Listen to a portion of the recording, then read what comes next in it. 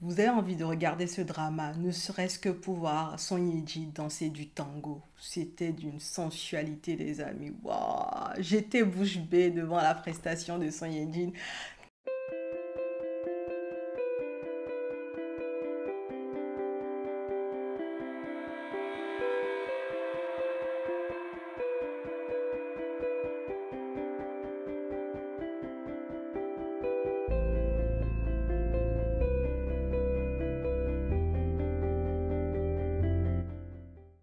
Hello, moi c'est Diane et bienvenue sur cette chaîne où j'aime parler de drama asiatique, de livres, des trucs que je trouve fun en général. Dans cette vidéo, j'ai envie de vous parler d'un drama qui était sorti en 2022 et que j'avais beaucoup apprécié, enfin sur les premiers épisodes que j'ai pu voir. Et après, je vais vous expliquer ce qui s'est passé plus tard, mais bon voilà. C'est un drama qui va être sur le thème de la revanche. On va revoir Son Ye-ji à l'écran. On ne l'avait pas revu, je crois, pendant des années. Et elle revenait à l'écran, voilà. Et on était là pour l'attendre. Et dans ce drama, on va la suivre pendant qu'elle essaie de mener une revanche vraiment, vraiment compliquée. Et on la voit vraiment une femme qui a zéro moralité, quoi, parce qu'elle est prête à tout pour mener sa revanche techniquement. Alors, si tu veux donner une note à ce drama sur une échelle de 1 à 10, je crois que je donnerais la note de 7 sur 10, parce que selon moi, en fait, le drama était bien jusqu'à l'épisode 8, et après, il a commencé à chuter un peu dans ce qu'il proposait, même s'il restait, voilà, il restait correct pour un drama de revanche. Mais bon, je trouvais quand même qu'il aurait pu être mieux géré de manière globale. Et voilà pour la note que je pourrais donner sur 10. Bref, c'est un drama qui raconte l'histoire de Raël, une jeune fille qui a perdu ses parents dans un accident tragique. On a volé la société de son papa et cela a conduit en fait à la mort de ses parents. Et petite Raël, en fait, a vu tout ça de ses propres yeux, a vu que beaucoup de personnes ont trompé ses parents et s'est dit qu'elle prendra revanche plus tard quand elle grandira. Fast forward, on la retrouve 13 ans plus tard, c'est une belle jeune fille qui est mariée, elle est, voilà, c'est une belle jeune femme qui est mariée, elle a une petite fille, et voilà, elle vit une vie de famille classique. Et on la découvre pendant qu'elle essaie de faire des intrigues pour séduire un homme marié. L'homme marié étant le grand chef d'une entreprise qui est responsable en fait de la chute de l'entreprise de ses parents à elle. Donc voilà, elle veut faire faillite à la société du monsieur. Donc elle se dit, si je le pousse au divorce, il aura tellement d'argent à verser à sa femme que en fait, il ira juste en faillite. Donc voilà, elle est sur ce plan-là. On va la suivre pendant qu'elle fait des manigances, qu'elle réfléchit à comment séduire le monsieur en mode soum soum. Et elle va essayer voilà, de briser un foyer, le sien et celui du monsieur qu'elle est en train de target, on va dire, de manière générale.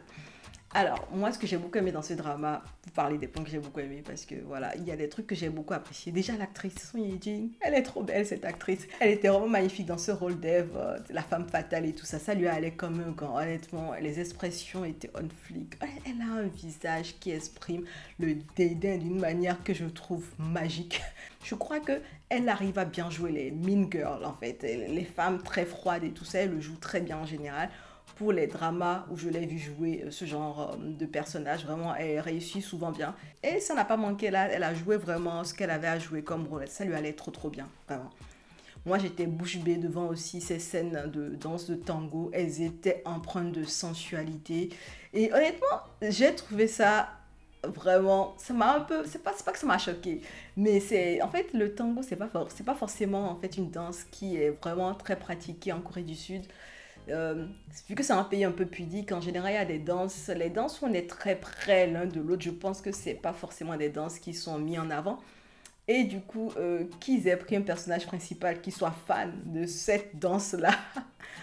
Et j'ai trouvé ça hyper drôle parce que je me suis dit, en fait, elle vous montre déjà de prime abord qu'elle n'est pas la coréenne classique, en fait. Vous allez être fasciné par les moments où on la voit danser au tango, par les partenaires qu'elle va avoir à chaque fois pour danser le tango en question, la sensualité qui va se dégager entre eux, en vrai.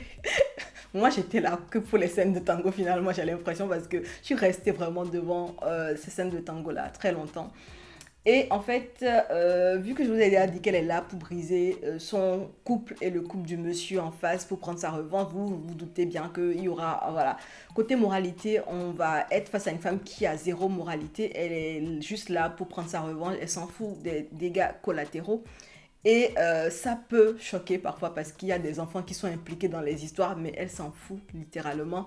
Et je me suis dit, waouh, donc ça c'est genre de la revanche à un autre level, on va dire. C'est de la revanche à vraiment un autre level. J'ai beaucoup aimé Lost. Il y avait une belle bande-son qui accompagnait les morceaux de tango. Je reviens sur le tango, mais honnêtement, c'est quelque chose qui m'a marqué, vraiment. Il y avait de beaux plans, vraiment, il y avait de très beaux plans. La photographie était vraiment waouh. Il y avait de très belles scènes aussi qui avaient été bien cadrées, bien filmées, avec des intentions. Et je vous assure que ce drama déborde de sensualité, surtout sur les parties où on sent qu'elle veut séduire cet homme marié là, coûte que coûte. Vraiment, déborde de sensualité dans tout ce qu'elle fait, dans le regard, la manière de parler. Waouh! Il y aura aussi pas mal de retournements de situation, il y aura pas mal d'imprévus dans la manière dont était envisagé le plan pour réussir à faire tomber le monsieur et sa société qui vont, voilà, être challengés à chaque fois, bien entendu. Et on va la voir sortir de cette situation-là avec brio ou avec quelques dégâts. Mais bon, continuer quand même son envie de revanche. Donc voilà, il y a pas mal de bouleversements, il y a pas mal de changements, de retournements de situation. Et du coup, ça redynamise un peu l'histoire. On a envie de savoir où est-ce que ça va arriver. On se demande si elle pourra aller au bout de sa revanche. Et bien entendu, il y aura un volet romance, puisqu'à un moment donné, ben, celle qui voulait mener sa revanche de manière très très froide, de manière très très calculée et tout ça, va finir par tomber amoureuse de, voilà, de la perte de sa proie. Et l'amour va changer beaucoup de choses dans sa manière de vouloir mener sa revanche, va lui faire se remettre en question, se questionner sur les choix qu'elle a fait jusque-là. Et voilà, c'était vraiment très intéressant. Le côté qui m'avait un peu déçu sur ce drama, parce qu'enfin, c'est un drama de revanche, hein, donc il y a beaucoup de clichés qui vont être repris. Vous savez, des dramas de revanche classiques comme Penthouse, enfin, Sky Castle, enfin, tous ces dramas-là avec les gens très très riches qui sont vraiment abjects, qui ont des comportements très très lunaires, des comportements hyper exagérés. Je me demande s'ils sont vraiment comme ça dans la vraie vie parce que parfois il y a des scènes avec les gens qui sont pétés de thunes là, qui sont tellement what the fuck que je me demande s'ils sont vraiment comme ça en Corée du Sud. Vraiment, est-ce qu'ils sont comme ça ou c'est juste exagéré pour le côté divertissant du drama? Bref, je n'ai pas encore de réponse à cette question-là. Donc si vous avez la réponse à la question, n'hésitez pas à la glisser en commentaire. Je suis vraiment intriguée parce que il y a beaucoup de dramas coréens où on vous montre des riches, des très très riches, qui ont des comportements vraiment, waouh, je ne sais pas d'où ça sort. C'est tellement lunaire que je me dis, mais voilà. Est-ce que c'est vrai? Bref, au-delà des clichés qui vont être pris et que moi j'ai pu voir venir, donc ça m'a un petit peu ennuyé ou mais ça m'a un peu sorti de l'histoire. Il y avait aussi ce truc qu'ils font beaucoup dans les dramas coréens ces temps-ci et qui, voilà, commence à me fatiguer un peu. Vous savez, la fameuse partie où il y a des joutes oratoires, où en fait, tu as deux personnes qui ne s'apprécient pas, qui sont en compétition pour quelque chose, qui vont juste se balancer les mots les plus abjects possibles. On verra celle qui aura le dernier mot pour montrer qu'on a la supériorité sur soi, alors que derrière, tu n'es même pas sûr de pouvoir faire quelque chose pour écraser la personne à qui tu es en train de faire cette joute oratoire là et que tu es en train de gagner éventuellement. Donc pour moi, ça n'a pas de sens, tous ces joutes oratoires. Ça permet juste de prévenir les personnes de quelque chose que tu voudrais faire. Donc je comprends pas pourquoi ils mettent ça souvent dans les dramas coréens ces temps-ci, mais ils ont mis ça dedans et moi ça me gavait. C'est vrai que les actrices qui se balançaient les piques, elles étaient belles, donc elles étaient belles et elles étaient mesquines dans les mots qu'elles s'envoyaient, mais bon, elles sont belles à regarder dans cet échange-là, certes, mais après, voilà, ça reste encore un petit cliché, malheureusement.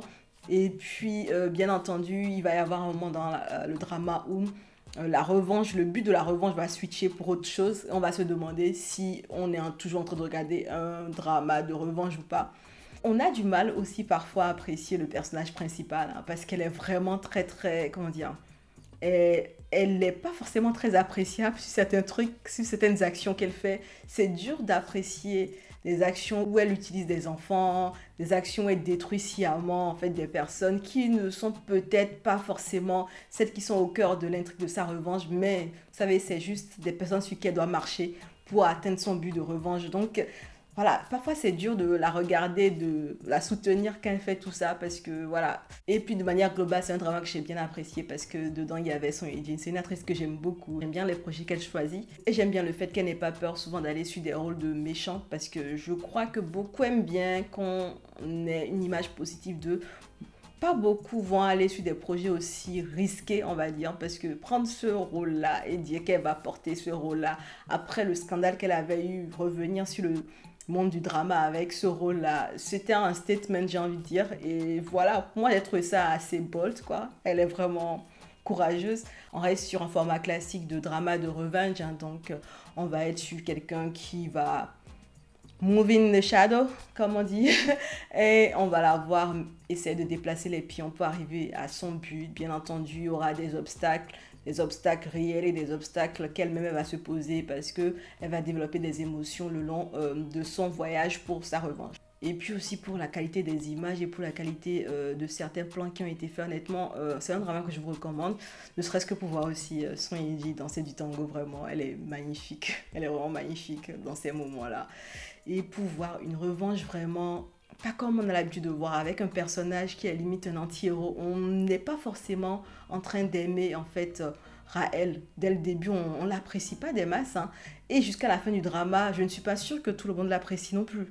Donc voilà, c'est un personnage un peu anti-héros et j'ai trouvé ça assez intéressant parce que en général dans des dramas de revenge, on a un personnage qui est un héros plutôt, qui vraiment a besoin de mener une revanche mais va essayer de le faire de la manière la plus droite possible alors que dans Eve, elle est vraiment en train de faire ses revanches de la manière la plus maladroite et la plus horrible possible en fait. Alors donc si vous avez envie de voir ce drama, sachez qu'il est disponible actuellement sur Viki et sur Netflix. Donc n'hésitez pas à aller checker sur ces plateformes-là si vous avez envie de le voir en France. N'hésitez pas à me dire si vous avez déjà vu le drama Eve. Mettez-moi en commentaire ce que vous avez pensé du drama parce que je sais que les avis sont un peu partagés sur le ressenti pour ce drama-là. Si vous avez envie de le voir, dites-moi aussi ce que vous avez fini par penser du drama si vous le voyez à un moment donné. Et puis j'ai fini cette vidéo. Donc on se dit à bientôt dans une prochaine vidéo et en attendant, prenez soin de vous. Allez, ciao!